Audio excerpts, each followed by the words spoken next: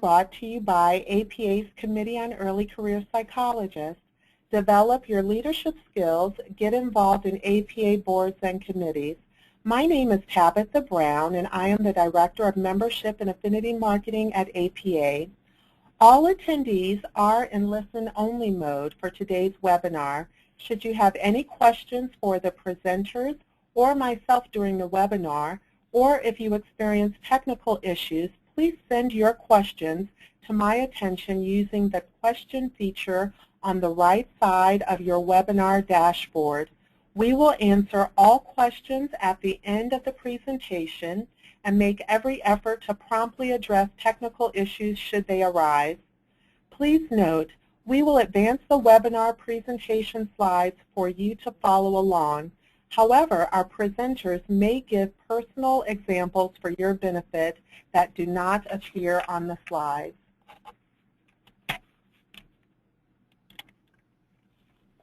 Today's speakers are Dr. Cynthia de las Fuentes. Dr. de las Fuentes is formerly chair of APA's Committee on Women in Psychology, president of Division 35, Society for the Psychology of Women, and a member of the Board of Education Affairs. A former tenured professor in an APA-accredited doctoral program, she is currently in full-time private practice in Austin, Texas. Dr. Catherine Han Oh. Dr. Han Oh is the division's representative on APA's Committee on Early Career Psychologists. She is involved in Division 17, Counseling on Psychology, and Division 35, Psychology of Women. She works as a staff psychologist at Oberlin College Counseling Center and lives in Shaker Heights, Ohio. Dr. Sean McClintock. Dr. McClintock is chair and governance and membership representative on APA's Committee on Early Career Psychologists. He is an associate professor in psychiatry and behavioral sciences at Duke University School of Medicine and adjunct professor at UT Southwestern Medical Center. He is active in Division 40, Society for Clinical Neuropsychology, and lives in Durham, North Carolina. Dr. de las Fuentes will begin the presentation by telling us about APA. Good afternoon. The American Psychological Association is the largest scientific and professional organization representing psychology in the United States, with nearly 130,000 researchers, educators, clinicians, consultants, and students as its members. Our mission is to advance the creation, communication, and application of psychological knowledge to benefit society and improve people's lives. And we do this by encouraging the development and application of psychology in the broadest manner, promoting research in psychology, the improvement of research methods and conditions, and the application of research findings, improving the qualifications and usefulness of psychologists by establishing high standards of ethics, conduct, education, and achievement, and by increasing and disseminating psychological knowledge through meetings, professional contacts, reports, papers, discussions, and publications. The core values that guide our mission include the pursuit of excellence, knowledge, diversity, and ethical action.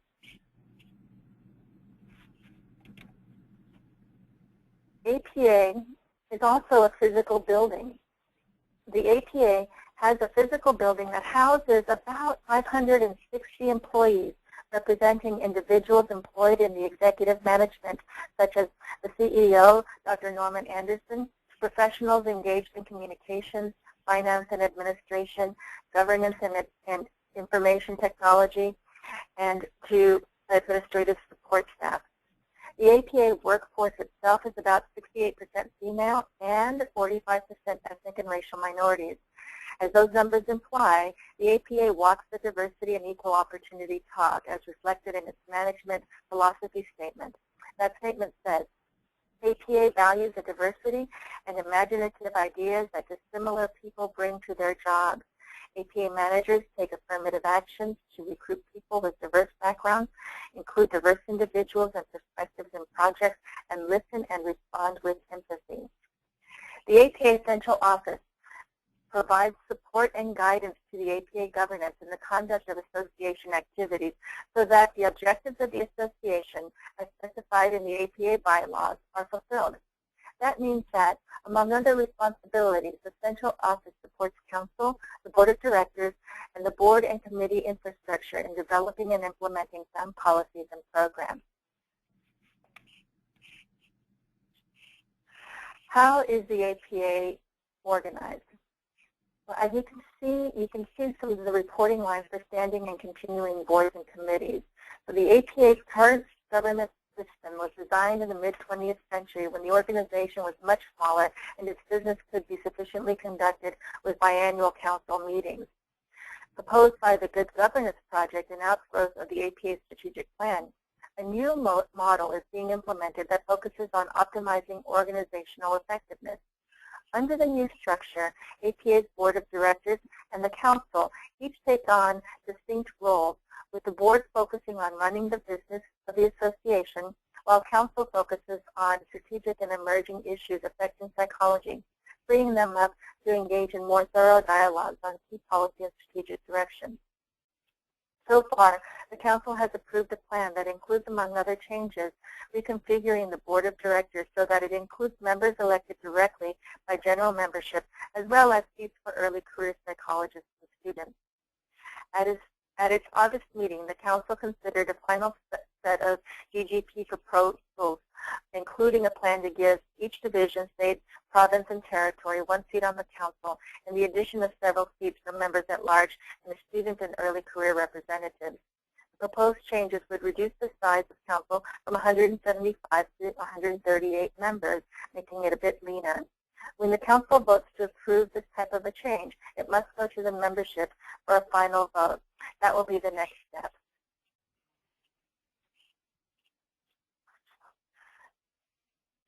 What do the boards and the committees do?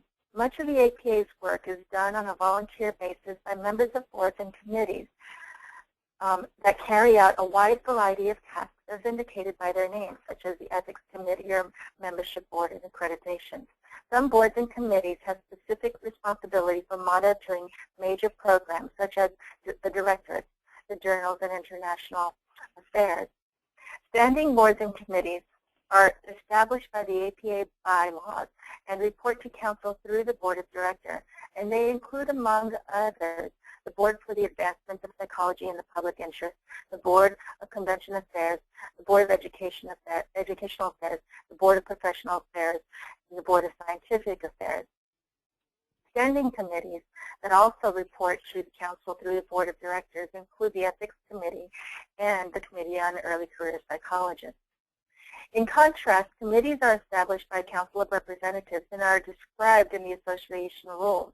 And they include, among others, for example, the Committee on Aging, the Committee on Animal Research and Ethics, the Committee on Children, Youth, and Families, the Committee on Disability Issues in Psychology, and the Committee on Women in Psychology. In general, these boards and committees develop and review policies of the APA. As can be seen in the names of the boards and committees, they also represent an area of expertise or a specific constituency. They can review new policy proposed by Council or create new policy for review by other boards and committees and Council, and they may carry out additional projects relevant to their mission. An example of the APA policy is the Guidelines for Psychological Practice with lesbian, gay, and bisexual clients. Psychologists notice a need for practice guidelines to treat a specific group of clients, in this case, for example, lesbian, gay, and bisexual individuals, and under the guidance of the committee, such as the Committee on LGBT Concerns, that is under the auspices of the Board for the Advancement of Psychology in the Public Interest, a group develops treatment guidelines. In this case, the original guidelines for psychotherapy with lesbian, gay, and bisexual clients, adopted by the Council of Representatives in 2000, were due to expire at the end of 2010. The revision of the guidelines was undertaken by a joint task force of Division 44 and the Committee on Lesbian, Gay, Bisexual, and Transgender Concerns, and it was funded by both Division 44 and the APA Board of Directors. Once the guidelines were drafted, they were forwarded to other committees and boards for review and were provided with feedback. The feedback was then addressed by the sponsoring groups, and the revised guidelines were forwarded to the Council of Representatives for a vote. In this case, the guidelines for psychological practice with lesbian, gay, and bisexual clients were adopted by the APA Council of Representatives in February 2011. Catherine will now share with you what it's like to serve on a committee. Great. Thank you so much, Cynthia, and welcome, everyone. I'm going to talk a little bit about what it's like to be an early career psychologist in APA leadership. First of all, it's both challenging and terrific. So first, the 2 C's, complex and challenging.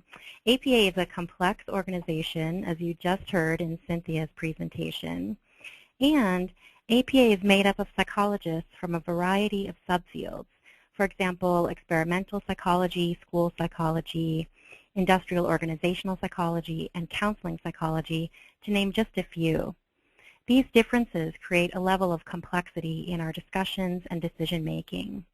As an individual committee member and as a committee, we've had the challenge of considering diverse perspectives and finding ways to create positive change in a complex system. Meeting these challenges successfully has been truly rewarding. Now for the 3 T's, thrilling, terrific, and transformative. Each time I attend our committee meeting, we begin with the plenary session, where all the committees and sometimes the boards are together in one room, hundreds of psychologists from across the field. I am always energized to be there and honored to have a seat at the table with these leaders. I feel privileged to be able to contribute to psychology and to the public through my work with the committee. Being able to contribute, to make new friends, and to develop myself as a leader has been wonderful. Thirdly, I want to point out how diverse each board and committee is. I'll use this year's Committee on Early Career Psychologists as an example. We represent different racial and ethnic identities, ability and disability, social class backgrounds, sexual orientation, religion, and the range of families.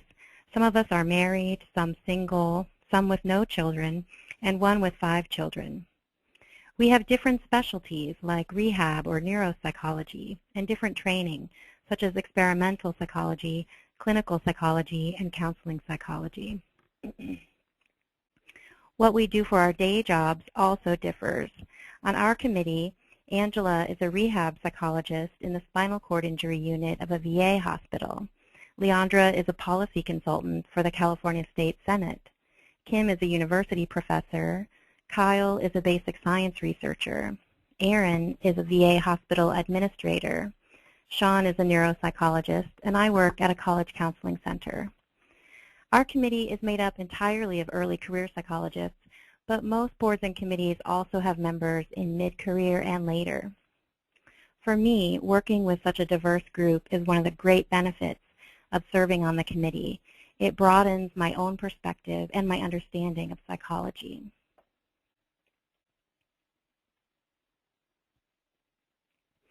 So what does it look like when we go to consolidated meetings?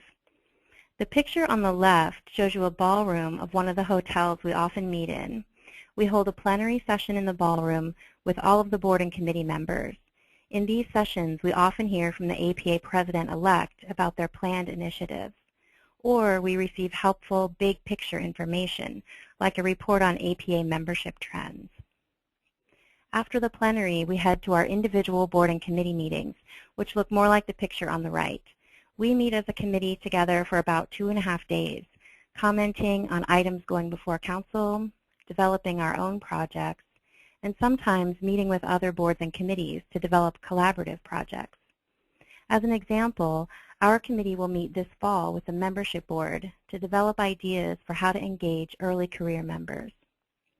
We eat most of our meals all together back in the ballroom, so we have a chance to talk with members of other boards and committees. We get to know more people, and sometimes we go to dinner or plan a meal with one other group to get their input on one of our projects. Meeting together in person with the committee and other leaders is one of the joys of APA leadership, and because we're providing a service to the organization, our travel costs are covered.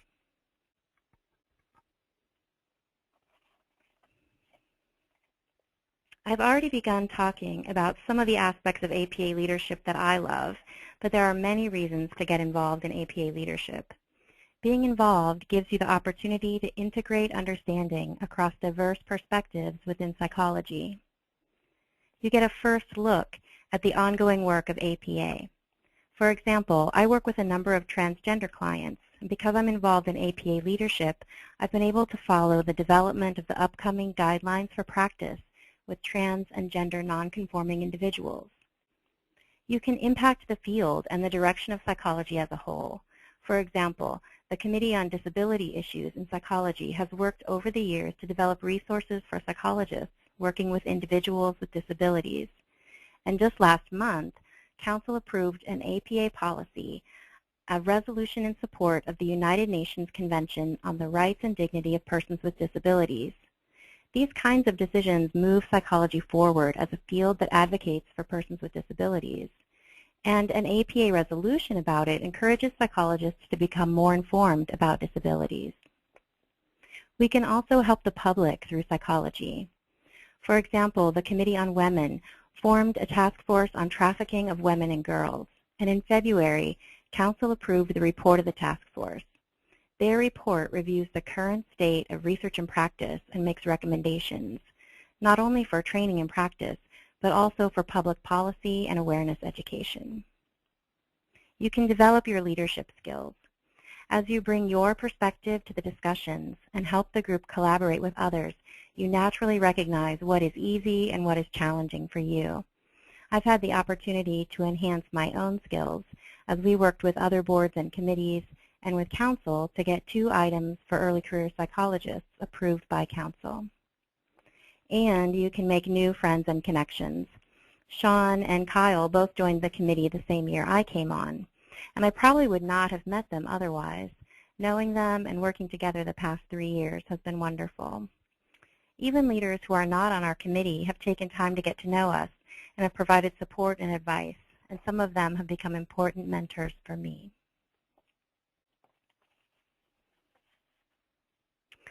Okay, examples of change related to ECPs. 2014 has been a great year for ECPs in APA leadership. Council approved 2 items related to ECPs. Although our committee steered these through the governance process, I want to give a special thank you to a few other folks who helped. 2 of the APA staff members who really assisted us with this were Dee Valencia and Sonia Wiggins. And our liaison from the Board of Directors, Susan McDaniel, was also very helpful as we talked with other boards and committees and then talked with Council members about these items. So the first item was in February. APA created the first official definition of early career psychologist. ECP is now defined as being within 10 years of the doctorate.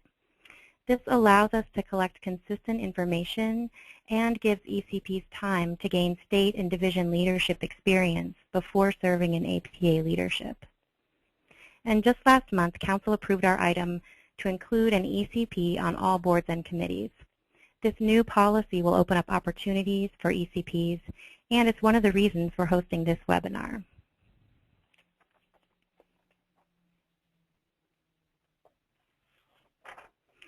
Some boards and committees already have an ECP member. This slide shows a list of boards and committees with current ECP members. Some boards and committees will be adding ECPs next year, and others will add one the year after that. So you'll have plenty of opportunities to be nominated. Cynthia is going to explain more about the process of getting appointed or elected to serve on a board or committee. The selection process for appointed versus elected positions goes something like this.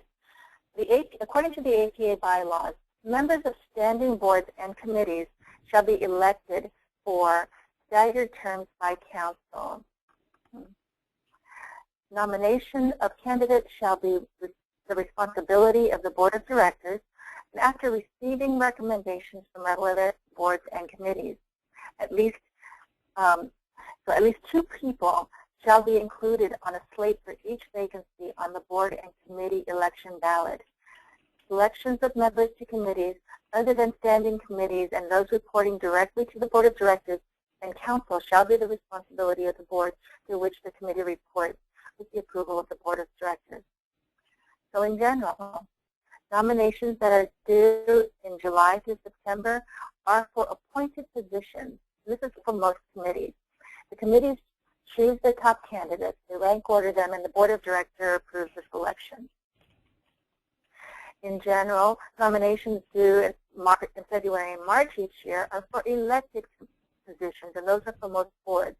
The board chooses 2 to 3 candidates for each slate or position, and the Council of Representatives votes to determine who's elected.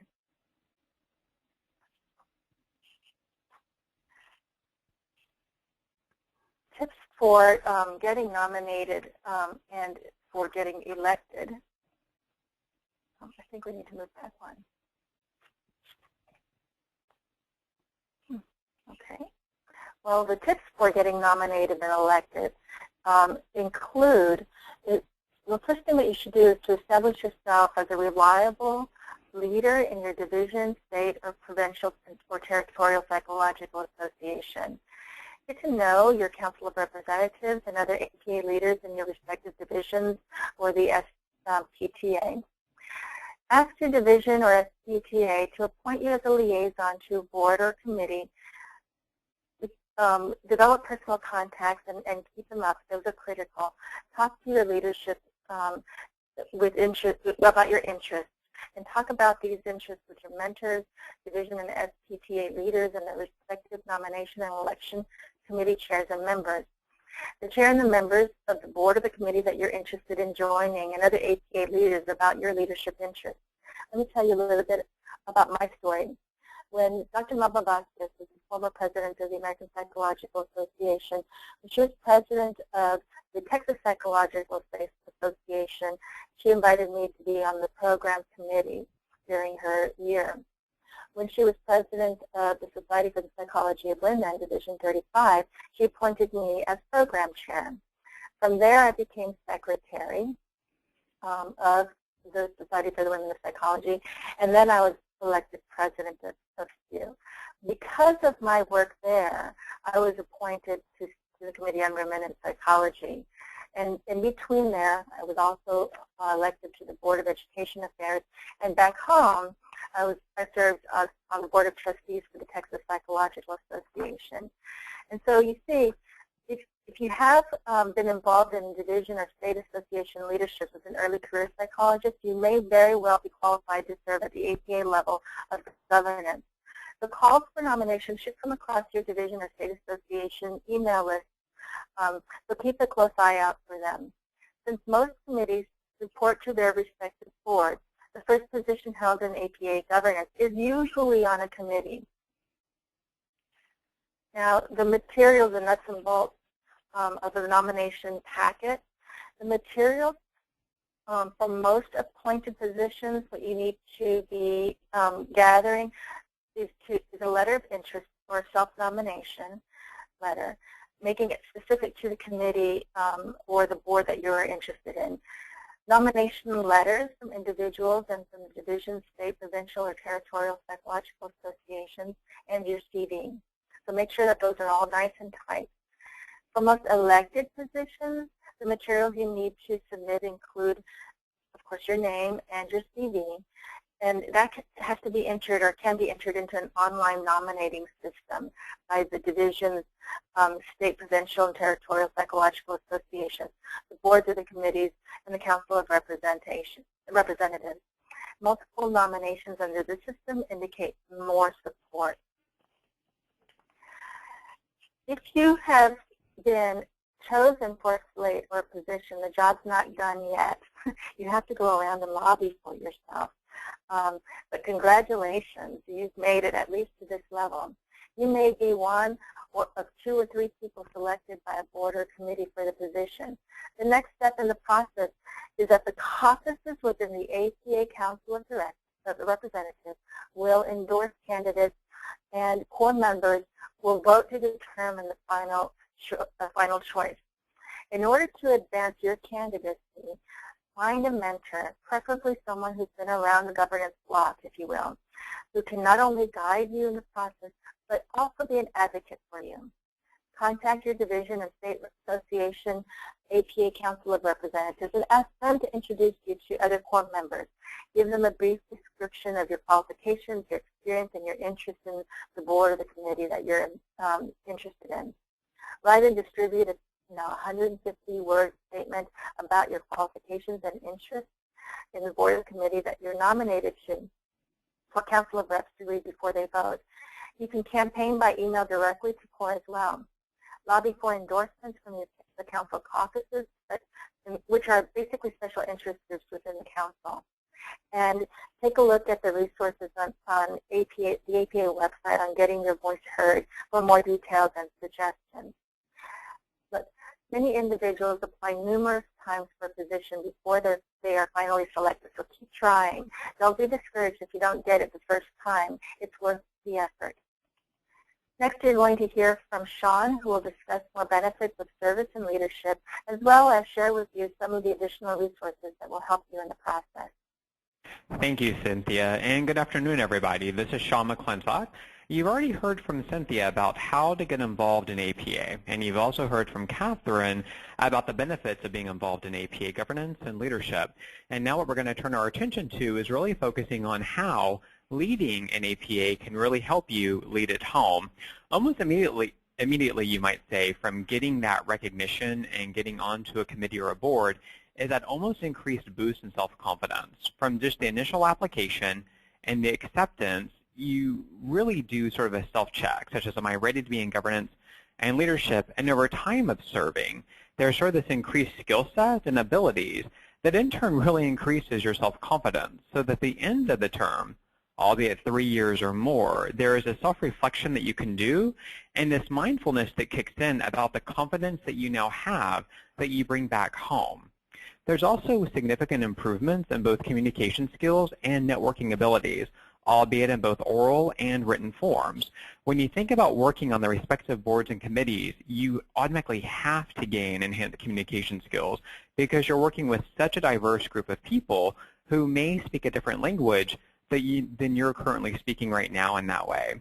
You also gain a lot of abilities in networking with others, not only within your own respective board and committee, but even as you're working with other boards and committees, and particularly as you create new policies.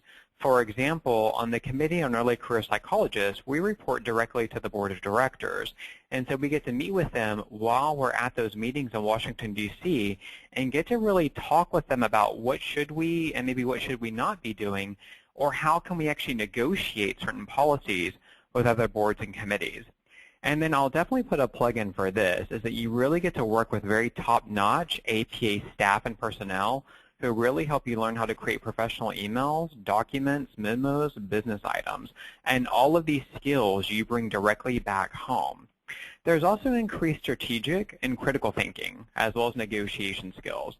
So when you think about developing your new policies and procedures, you have to work with so many people in APA, leaders, other committee members, other board members, and other APA personnel to really learn how to adapt and increase strategic skills, and to think more constructively and critically about new items. So importantly, along with this, is you learn how to negotiate with others on how to improve the item and actually get them passed. You heard, for example, earlier Catherine mentioned that the APA recently passed the definition of an early career psychologist being within 10 years of receipt of the doctoral degree.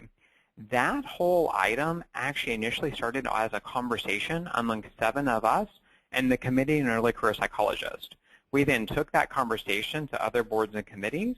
We took it to the Board of Directors, and then we put it out to every board and committee to actually give us feedback on. And it was fantastic because we got to hear people's opinions and their expertise, and also just their being an APA throughout many years to see what would be the ideal definition. And so it came to be that within 7 to 8 months of time, this definition took new hold, it was revised, it was refined, and immediately passed by council. So these important skills, when you think about these negotiation, communication, and more things about leadership and management, these things are rarely taught at the doctoral level. So it's a wonderful opportunity to gain these skills doing leadership and governance at the American Psychological Association. You would also gain really a strong appreciation for both the vision of small and the large picture. You get to really think about what is APA right now? What does it currently look like? And importantly, with your vision of what do you think it should look like? Or what would you hope it would look like? In turn, you get to use that same mindset back at your own home environment, thinking about where are you at right now in your home environment, what does it look like, and what would be, you might say, the best way it could look like in years to come. And then at APA, as you learn to implement that vision, you can then also implement the vision back at your home.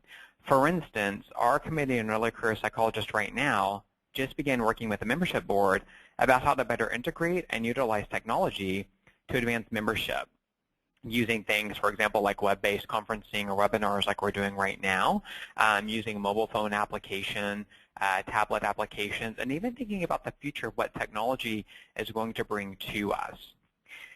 Probably for all of us, when we sit back and reflect for a moment, is thinking about time management and multitasking. And can we really do these things? And importantly, how can we enhance those abilities?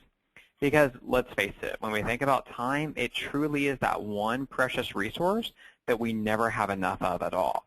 We all have a personal life. We all have a professional life. We all have a career life. And if we are going to serve and do leadership in APA or other organizations, we then have a service life. So being involved in APA means at the home front, having at minimum 2 to 3 meeting times per year in Washington, D.C., as Catherine had mentioned, where we go to do those consolidated meetings. But it also does bring back some work to do at home as we communicate over email or webinar types of series. When we add on these new responsibilities, of course, we have to take time from other areas, but importantly, we get to work with our colleagues at APA to learn how to really better manage that time and also how to prioritize that time. And I will say this much too, speaking from my own experience in serving, is that our peers, our mentors at APA really encourage us to take a really strong, hard look at self-care and how to really implement self-care not only at home, but even when we're actually at the APA meetings. And as Catherine noted too, some of us on this committee right now are single, some of us are married, some of us are married with children, and others have no children at all. And this is a really big emphasis on really managing the multiple spheres of our worlds. And lastly, when we think about this, there's also an increased appreciation for the many, many psychological disciplines. When we think about our own psychological training, and you reflect just for a moment right now on this webinar call, some of us are clinical psychology trained, some of us are counseling, some of us developmental, and many, many others.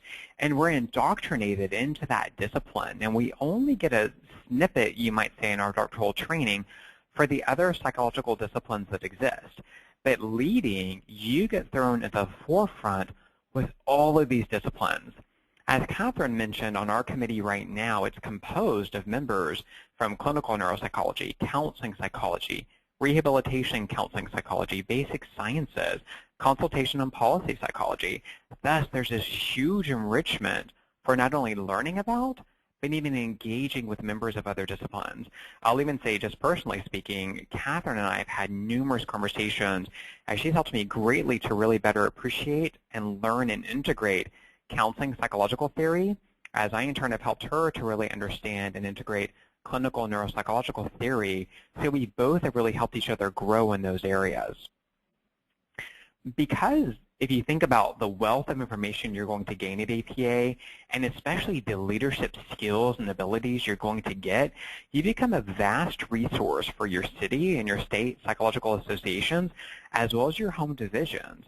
You really get to bring with them this new information and knowledge about events, as well as this new person with all of these new skills and abilities to help them also to grow. This has fantastic, absolutely fantastic implications for your work environment. For example, if you just think about if you're doing research, at APA you get to talk to the members of the Board of Scientific Affairs. You get to get the inside scoop on all the information that they're wanting to do to help APA advance science, and you get to bring that right back with you to your home research institute. If you're in clinical practice, you get the most up-to-date knowledge as well as the sneak peek into new clinical practice guidelines that are entering the pipeline. And if you're in private practice, for example, you get new information on reimbursement, best practices, as well as advocacy work that APA is doing to help advance psychological practice, science, and education. Most likely, too, everybody on this webinar right now is involved in other professional organizations, and you bring with you all of the skill sets and abilities that you learn to your role in those organizations. Plus, by doing so, you actually form a nice synergy between that organization and APA. And when you think about working with your peers and senior colleagues, not to mention your own students and mentors who you supervise, you really create this sort of transgenerational mentorship where you get to learn from those above you, you get to learn along those who are along side by side you, and you get to learn from your own mentees and students who you are also mentoring. There's such a plethora of information out there that you get to learn how not only to be a mentee to those who are above you in APA leadership guiding you, but you also learn how to be a mentor for those students, those mentees who you supervise, to really help improve leadership and governance for future generations to come. Now with this, it's not just sort of throwing you out of this one webinar and saying, okay, go fend for yourself and start lobbying to find people to help you, but actually APA and the Committee on Early Career Psychologists is doing everything they can to actually support leadership and development growth.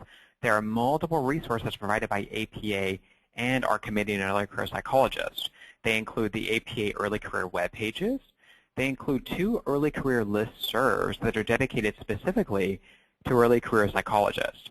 The first is the Early Career Listserv, where all early career psychologists can share with each other multiple resources, such as job postings, referral information, questions about licensure, questions about getting licensed, getting a diplomat. The Early Career Leadership Network listserv, the second listserv, it's geared more towards those early career psychologists who really want to engage in leadership and governance, and most of the questions and resources on that listserv pertain to that. And you can definitely join both. There is an Early Career Leadership Network meeting that occurs at the APA convention. For example, just this most recent convention in Washington, D.C., we had a fantastic meeting with numerous early career psychologists who span not only APA, multiple divisions and state psychological associations, and also other organizations that they belong to. So we were able to really meet face-to-face and share with each other both successes as well as challenges and help each other strategize for governance and leadership opportunities both at APA and at home. And then also, as an APA member, you get multiple publications from APA, one being the tried and true, the Monitor, which is available in print, online, as well as mobile applications where they actually have highlights of early career members and activities. They post governance and leadership opportunities. And there's also the APA Access, which is available online, that also shares early career information in governance and leadership opportunities. And so typically probably there are just some questions right now that are ongoing in our heads as we're listening to this webinar and reading these slides. One could be, where can I find more information about APA leadership positions? Definitely visit the individual web pages of the respective boards and committees. When you go to the APA website, you can definitely start doing a search for what you want, and it brings up a lot of detailed information about those boards and committees. Who can I contact if I have additional questions? Definitely send an email to earlycareer@apa.org that you see right there, and you'll be connected almost instantaneously to either a member of the Committee on Early Career Psychologists as well as staff personnel. How do I join the Early Career Psychologist or the Early Career Psychologist Leadership Network listservs? Send an email to listservs@list.apa.org, and you're instantaneously connected. And then the last question you might be thinking about right now is, how can I get connected with other ECP leaders at APA Convention? The easiest answer to that is actually visit the Early Career Psychologist booth that is always stationed right by the convention hall. Also, that booth has a Committee on Early Career Psychologists morning coffee, and there is also a Committee on Early Career Psychologist social hour that happens in the evening. both that provide a lot of great communication, networking with numerous people, as well as refreshments. And then there's also the Early Career Psychologist Leadership Network business meeting that also happens at convention.